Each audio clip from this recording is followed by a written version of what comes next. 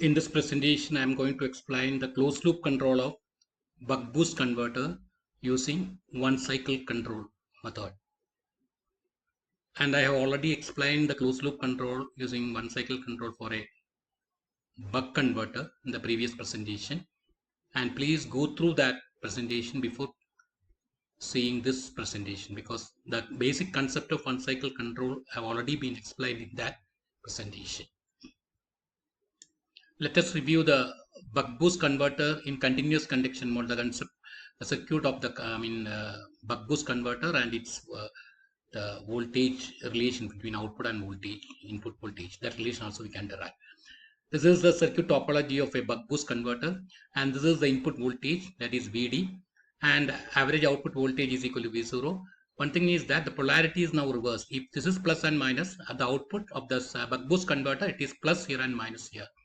And there's a switch at the input side. There's a filter, inductor, and a diode is connected like this one. And therefore, this is the circuit topology of a buck boost converter. Now let us see the derivation of the voltage gain as such, average output voltage divided by the input voltage, V0 by VD. In order to derive that equation, we have to first find out what is the voltage across the inductor when switch is on as well as when switch is off. Then we have to apply the volt-second balance. Now coming to that one, when switch is on here, you can see that since it is plus is coming here, this is getting reversed by us. Therefore, the equivalent circuit when the switch or this here MOSFET is on here, this is the equivalent circuit. Therefore, the voltage, applied voltage VD is coming directly across the inductance L. Therefore, the voltage across the inductor is same as the input voltage VD. Therefore, we will be getting that voltage VD, or that is same as here, that voltage is coming when the switch is on. And when switch is off, when switch is off here, that is when switch is off, whatever the energy stored in the inductor during the on period, that will be transferred to the load. That is when switch is off. When switch is off, the corresponding equivalent circuit is this one. Here, this is the voltage across the inductor, that is coming plus here and minus here, and output voltage equal to plus here and minus here. And if you apply the volt-second balance, not the Kirchhoff's voltage law for this loop, if you apply the KVL to this loop, you'll be getting it is equal to VL plus V0 equals 0, or the VL equal to the voltage across the inductor equal to minus V0, or the same as minus V0. Therefore, this is the voltage across the inductor when switch is on and plus VD, and when switch is off, it is equal to minus V0. And since if the voltage across the inductor is positive, then as per the equation, VL equal to L di by dt, DIL by dt is equal to VL by L. Since VL is positive, we'll be getting rate of change of current through the inductor is having a positive slope. And when the voltage across the inductor is equal to negative, the change in inductor current is having a negative slope. Therefore, this is the inductor current, and this is the voltage across the inductor. And coming to the volt-second balance concept here, this is the same thing in this one. This is the voltage across the inductor when switch is on, which is equal to the input voltage VD, and this is equal to the voltage across the inductance when the switch is off, that is, it is equal to minus V0. Now, as per the volt-second balance concept, the average voltage across the inductor over one switching period should be equal to 0. Otherwise, there will be net change in flux, and after few cycles, the core gets saturated. In order to avoid that one, the net volt-second balance should be obeyed. For product of voltage and time, the unit is flux linkage. Therefore, the net flux linkage should be equal to 0, means that positive area should be equal to the negative area. This area is nothing but the product of voltage and time. It's called volt-second. Therefore, the positive area should be equal to the negative area after one switching period. Otherwise, there will be a change in flux, and after a few cycles, that core gets saturated. Therefore, in order to avoid that one, this area should be equated. That is, the positive area should be equal to the negative area. That is the volt-second balance concept. That is, average voltage across the inductor over one switching period should be equal to 0. Therefore, coming to that one here, what is this area? It is nothing but VD into on period, VD into T on. And this area is minus V0 into the off period, which is equal to TS minus T on, which is equal to 0. Or VD into T on minus, which is equal to V0 into TS plus V0 into T on. Therefore, this is equal to this, this is equal to minus V0. For you'll be getting this equation equal to 0. And if you're distributing that V0 equal to Ts minus T on, equal to Vd into T on, or V0 divided by Vd, or V0 means the average voltage at the output side. The output side, the average voltage is equal to V0, average output voltage. V0 divided by the input voltage is equal to minus T on divided by Ts minus T on. Dividing Ts, the numerator and denominator, we'll be getting it is equal to V0 by Vd equal to T on by Ts divided by 1 minus T on by Ts. T on by Ts is equal to the duty ratio, duty cycle as a T on by Ts. Therefore, that is equal to V0 by Vd equal to T on by Ts, D divided by 1 minus D. Therefore, this is the the voltage gain equation or the voltage ratio equation, like average output voltage divided by input voltage for a buck boost converter is equal to D divided by 1 minus D. Of course, this is the magnitude, but the polarity is here. The output voltage polarity is opposite to the input voltage. Therefore, as D changes, for example, if D is less than 0.5, the output voltage will be less than the input voltage. For example, if D equal to say 0.2, it is equal to the V0 by Vd equal to 0.2 divided by 1 minus 0.2, or 0.2 divided by 0.8, or 1 by 4. Output voltage is equal to 0.25 times the input voltage. And if D, that is, if D is less than 0.5, output voltage will be less than input voltage, then that is working as a buck converter. Now, if D is more than 0.5, for example, D equal to 0.8, therefore 0.8 divided by 1 minus 0.8, therefore 0.8 divided by 0.2, or 8 by 2, or that's equal to 4, or output voltage equal to 4 times the input voltage. Therefore, if the duty cycle is more than 0.5, output voltage is more than input voltage, that is, boosting action is taking place.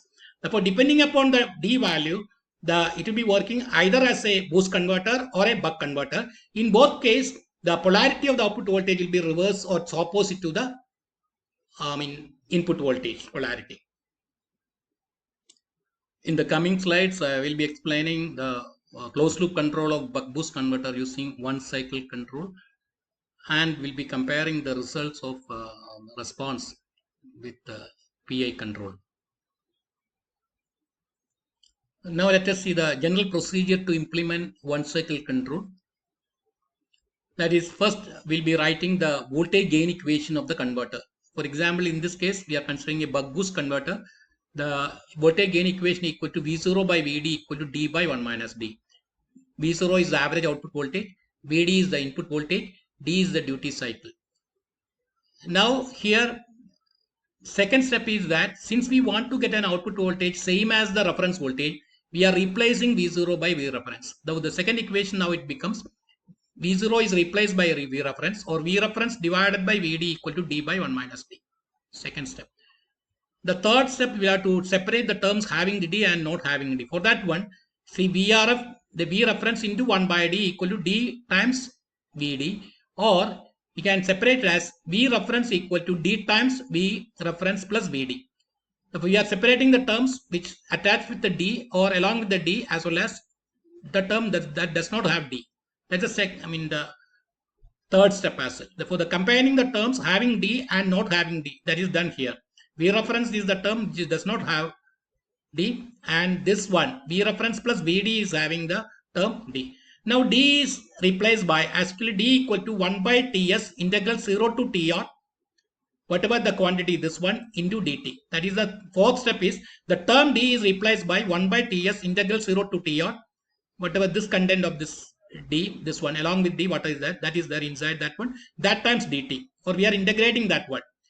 Or in buck boost converter, we have to correct that one. Since we are considering here as the buck boost converter, in buck boost converter, the corresponding relation what we derived is equal to V reference divided by Vd equal to D by 1 minus D, or V reference equal to D into V reference plus Vd.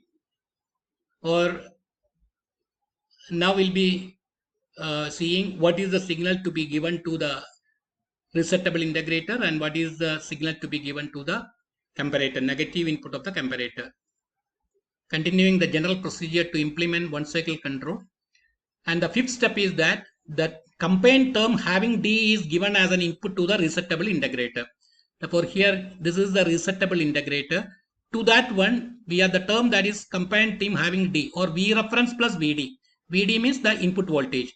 Therefore, the input voltage is added with the reference voltage. Reference voltage is the voltage that we want at the output. For that reference voltage is added with the input voltage, and the resultant is given as an input to the resettable integrator. Therefore, the combined term having D is given as an input to the resettable integrator. In this case, V reference plus VD. In buck boost converter, V reference plus VD is given as the input to the resettable integrator. Next one. After the integrator output is that is given, there's a gain, or this is a multiplier like this one is there, that is multiplied based on the this clock time period should be same as the time constant of the integrator, because time constant of integrator, as you know, minus 1 by R1 CF integral VI dt, or that time constant equal to R1 into CF in an integrator. Therefore, the time constant of that integrator should be same as the time period of the clock. And in that case, we have to multiply that time. 1 by R1 into CF is to be multiplied. Therefore, since we are considering a clock frequency, as we'll be seeing in the coming slides, the 10 kilohertz is the clock frequency, or the time period equal to 1 by 10 or 0.1 milliseconds, and the K value will be calculating, it is equal to 10,000. Therefore, after integration, it is multiplied with 10,000 or whatever that gain, depending upon the the frequency, clock frequency, that is multiplied. That is given as the plus input or positive input of the comparator. To the negative input, that is, this integrator input is given to the positive terminal of the comparator, and the combined term not having D. In this case, the term that does not having is the V reference. That is this one. That V reference is directly given to the negative input of the comparator, negative terminal of the comparator. That is the negative terminal. Therefore, in buck boost converter, V reference is, because we are in the, as per this one, V reference, the term that is does not having the D, that is equal to V reference. That reference voltage is directly given to the negative terminal of the comparator. Now, continuing the general procedure to implement the one cycle control, the 8th step is that the output of the comparator is given to the reset terminal of the SR flip-flop. That is, here, this output of the comparator that is given to the reset pin of the SR flip-flop. Therefore, the input to the comparator is, one is from the resettable integrator, that is given to the plus terminal, and second input to that is given to minus, that is from the V reference voltage for a buck boost converter, and the output of the comparator is given to the reset pin of the SR flip-flop, and to the set pin we are giving the clock signal is given as, the clock signal is given to the set terminal of the SR flip-flop. Normally, the clock frequency or the clock time constant or the time period, of course, time period should be same as the integrator time constant. As I told you, in an integrator, the basic equation is that minus 1 by R1 CF integral VI dt. So that R1 into CF is the time constant.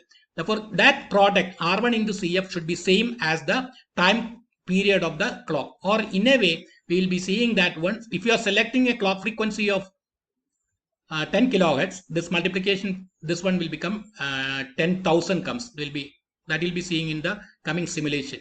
Therefore, that is the output is given to the positive terminal of the comparator, and of course the reference is given as the negative terminal of the comparator, and the comparator output is given to the reset pin, and to the set pin we are giving from the clock, and the output of the SR flip-flop, that is Q is given to the switch, and Q bar is given to the reset pin of the resettable integrator.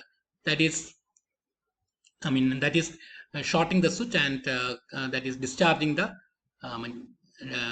capacitor that is coming across that one. Therefore, that is the resetting, that one that given to reset pin of the resettable integrator after providing a delay.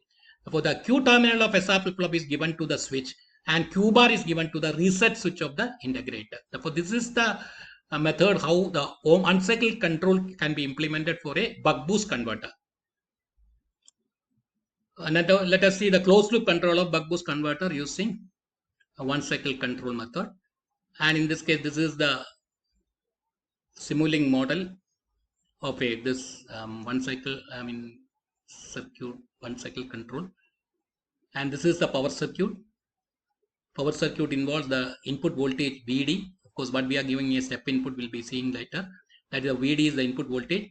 Input side, there's a switch is there, and there's a diode, and there's an inductor, and there's a filter capacitor is there. This is a load is there. Therefore, this part makes the power circuit, and the control circuit is the one cycle control. In that one, as we already explained in the previous slide, the basic equation is V0 equal to D by 1 minus D into VD, or we are keeping V0 as V reference, or V0 will be getting here from this equation we'll getting V reference into 1 minus D equal to dVd, or V reference equal to D into Vd plus Vd plus V reference, or the term along with D is equal to Vd plus V reference, and the term does not have the D equal to V reference. And this term, the term that is have along with the D, that is given as an input to the resettable integrator, and the term that does not have the D, that is given to the negative input of the comparator. That is done here. Therefore, here to the resettable integrator, we are giving Vd plus V reference. Vd means that input voltage. Input voltage is sensed here, and that is added with the reference voltage. That is Vd plus V reference as the input to the resettable integrator. And of course, this is the gain is we are providing, since we are making the clock frequency as 10 kilohertz. This gain is equal to, that is equal to 10,000, because time period equal to 1 by 10 kilohertz, or that is equal to 0.1 milliseconds. And this gain required, that is gain means that time constant of the integrator should be same as the time period. Therefore, that is 1 by 0.1 millisecond. That will become 10,000. Therefore, this gain is equal to 10,000. The output of that one is given as the positive terminal of the comparator, and to the negative terminal we are giving the reference signal directly. That is reference. But we are here, the reference signal we are taken as 30 volts. 30 volt is the reference signal, and the input voltage we are changing from 20 volts to 40 volts at 0.2 seconds. I am changing this input voltage from 20 to 40 volts at 0.2 seconds. That is the a step input is given as a voltage input. And here, of course, the output of the comparator is given to the reset pin of SR flip-flop, and to the set pin we are giving the clock, and that frequency is equal to 10 kilohertz, and that is output of this one SR flip-flop, that is Q is given to the switch, and Q bar is given to the resettable point of this resettable integrator after providing a delay. And here this is the one cycle control circuit, and this is the power circuit. And what we are considering here is that we are providing a input voltage to 20 to 40 volts. Perturbation is giving from 20 volt to 40 volts at 0.2 seconds. And the reference what we want to have a reference voltage of 30 volts. We want to get an output voltage is 30 volts independent of the voltage variation. Either when it is 20 volts, also we want to get a 30 volts, and if the input is 40 volts, also we want to get a 30 volts. Therefore, when 20 volts we want to get a 30 volts, mean in that case this is working as a boost converter. When we are giving it 40 volts at the input side, and we want still you want to get an output voltage 30 volts, then it will be working as a buck converter. Therefore, this circuit is taking two topology based on two converters as such, buck converter and boost converter, as this input voltage perturbation is occurring. Therefore, this is the simulating model of a buck boost converter control that is using one cycle control method. Now this is the performance comparison between one cycle control and PI controller using the input voltage perturbation. Therefore, initially input voltage was 20. At time t equal to 0.2 second, at 2.2 seconds, that input voltage is changing to 40 volts. Therefore, this is the that input voltage perturbation is done. This one A. This is the input voltage perturbation, and the reference voltage we are given is 30 volts. Therefore, the second one, output voltage using OCC, one cycle control. This is the output voltage waveform using one cycle control method, in which we can see that when there is a sudden increase of input voltage, the input voltage to say 20 to 40 here, since the reference voltage is kept as 30 volts, the output is keeping as 30 itself, but there is very small, change at the output is there, or the overshoot is very, very less.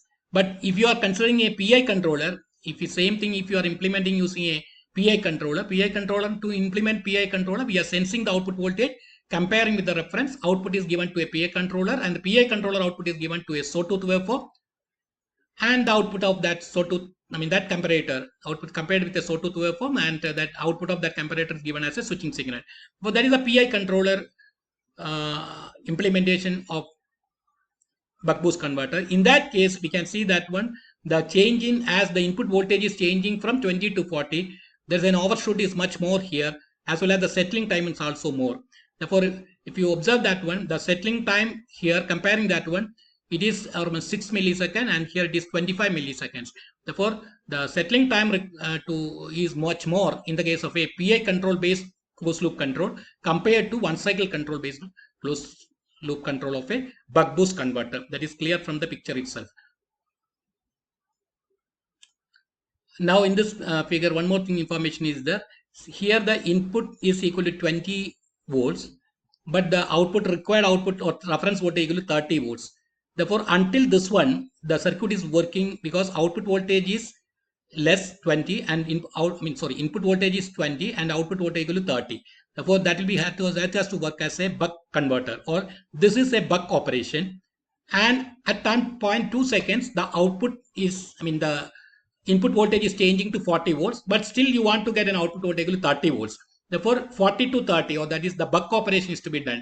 So input is 40 and output equal to 30. Therefore, during this period, the circuit is working as a buck converter, and during this period, it is working as a boost converter.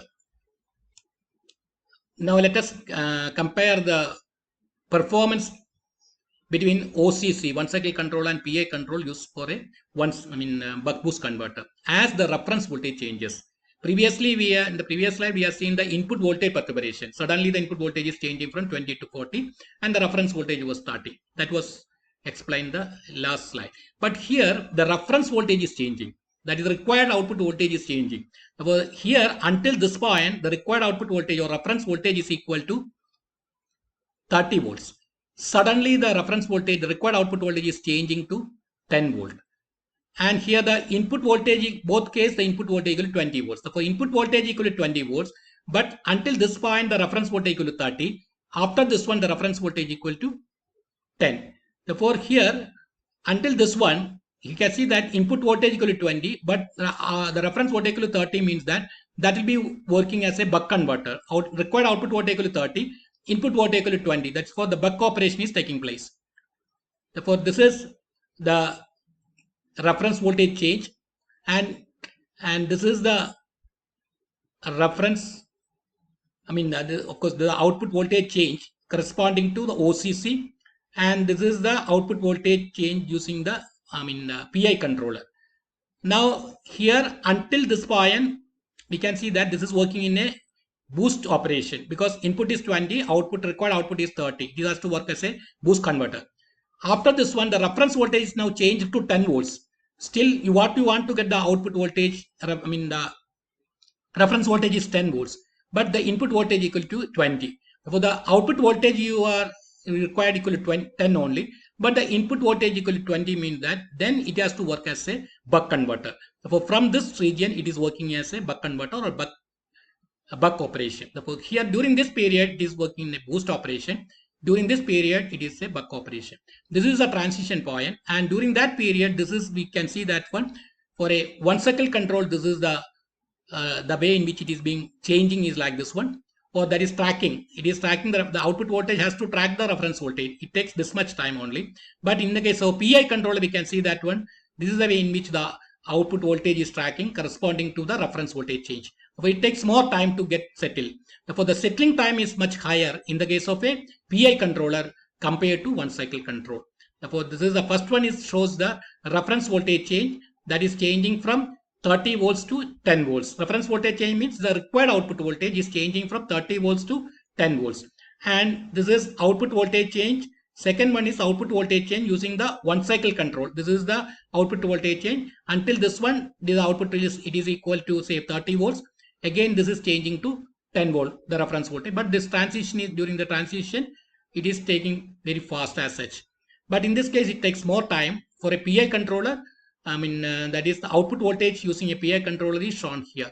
Now you can see that one, the settling time is much more in the case of PI controller compared to the one cycle control. It is clear from this diagram.